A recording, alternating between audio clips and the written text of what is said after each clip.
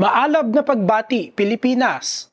Live fire testing ng US weapons ang highlight ng taunang balikatan exercises na nagsimula nitong April 21. Isa sa mga ito ang anti-ship missile na Navy Marine Expeditionary Ship Interdiction System o NEMESIS.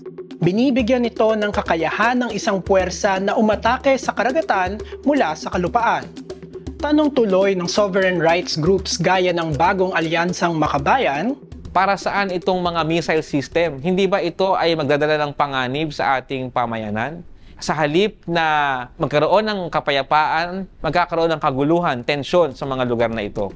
Para sa pamahalaan, paghahanda ang balikatan para sa mga posibleng banta sa seguridad ng bansa. Pero para sa grupong bayan, malinaw ang dahilan ng anilay pinatinding balikatan.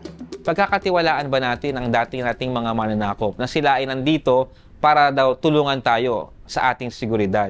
Pero ang tunay na dahilan, iabante ang geopolitical na interest ng US. Tayo ay gustong gawing pambala sa kanyon. Full battle scenario nga ang peg ng balikatan ngayong taon. Bakit nga ba tila kinokondisyon ng US ang publiko para sa isang gera? Ang balikatan ay paghahanda ng US para sa isang full-scale na gera dito sa Asia-Pasipiko. Gustong kaladkarin ang Pilipinas sa gera na pangunahan ng US para labanan ang kanyang rival na China.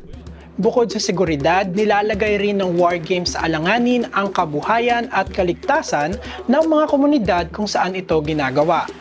Bawal mangingisda ang mga mangingisda, bawal pumunta sa bukid ang mga magsaka, apektado ang turismo, nabubulabog ang mga barangay dahil sa presensya ng mga tangke, mga amphibious vehicle, mga fighter jets, mga military exercises.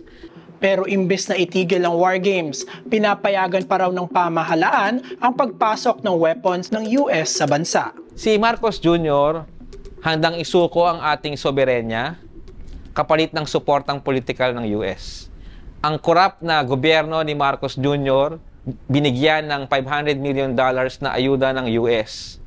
At ang pera na ito ay hindi naman talaga gagamitin para sa pag-unlad ng bayan. Para naman kay Liza Maza ng Koalisyong Makabayan, tila may ibang agenda ang US sa pagbibigay ng ayuda sa Pilipinas. Binibigyan tayo ng US ng ayuda hindi para tulungan ang Pilipinas, kundi para idagdag na pambayad doon sa kinakalakal nila sa atin na mga armas panggera. Kaya panawagan nila, itigil ang balikatan at paalisin ang US na anilay nag-uudyok ng gulo sa rehiyon. Tayo po ay magsalita, kumilos, magprotesta tayo sa ating mga bayan. Hamunin natin ang mga kandidato sa LGU at saka mga national candidates na tumindig para sa independent foreign policy. Ang mga dayuhang tropa, ang mga dayuhang puwersang militar ay kailangan alisin sa Pilipinas. Hindi aasa sa dayuhan, lalong-lalo na sa ating dating mananako para sa depensa ng ating bayan. US troops! Out now!